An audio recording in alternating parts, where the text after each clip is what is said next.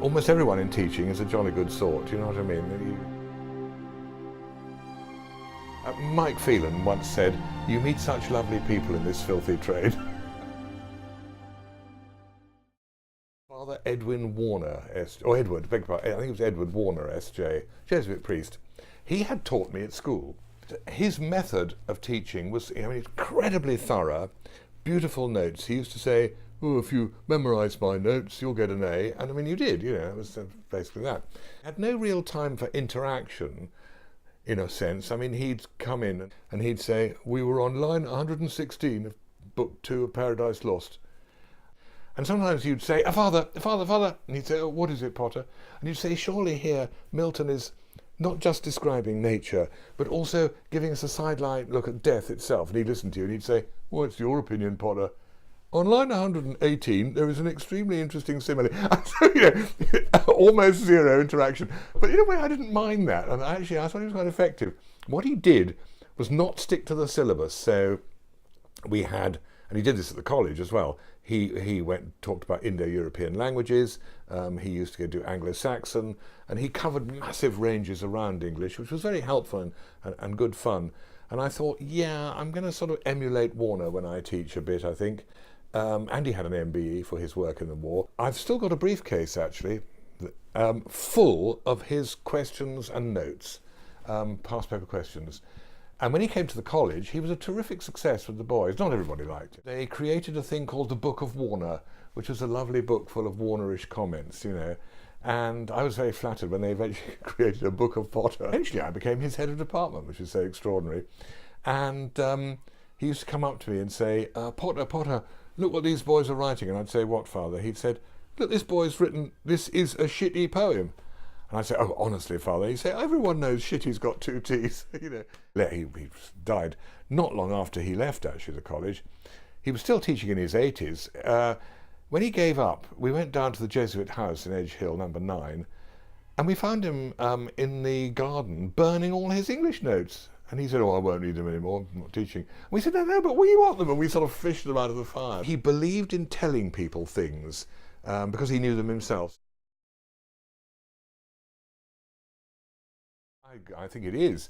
And that's why I think it's almost impossible to, in a sense, have teacher training courses which tell people how to teach, because I think it either comes naturally or it doesn't. It's either a piece of cake and quite fun, and you don't really particularly find it heavy going or anything, or it isn't. And if it isn't, one probably shouldn't do it for long. It probably was, in a sense, put on a bit, because I do that deliberately with plays. Recently, with Evita, we were at Epsom Theatre, and it was like having St Trinians, about sort of 60 screeching girls and our blokes. I did sort of get rather pretend cross, and every now and then I throw in a rude word, a mistake. I don't realise what I've done, but it does make them go like this, you see. You come in here, we've sold £5,000 worth of tickets, and you just sit there. You don't know the lines, you don't keep quiet behind the set, and they all go like this. And I do something like slam the copy of the play down and walk out.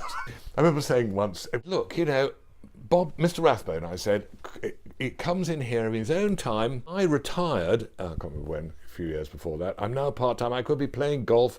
Although actually I hate golf, I wouldn't be doing that. And I said, "And you come in here," and he got up and ran out of the hall. I said, "I'll do the bloody part a long sight better than you do." Anyway, needless to say, he was back within 3 or 4 days and we forgot about it. I had an exercise book, and instead of my name, Potter, the guy on the front had drawn this huge, fat, obese blob. "You must do something about this." And I whisked into the room and I said, "Who is responsible for this?" "Oh, it was just a joke, sir." And I said, "This is what I think of your bloody jokes." Tried to rip the book apart. They're quite difficult to rip an exercise book. Eventually I went, "Ugh," and hurled it to the floor. "You ought to copy out what's in that book and do it again." And I didn't realise the book was nearly full, and the poor kid got a new book, copied out the whole bloody thing.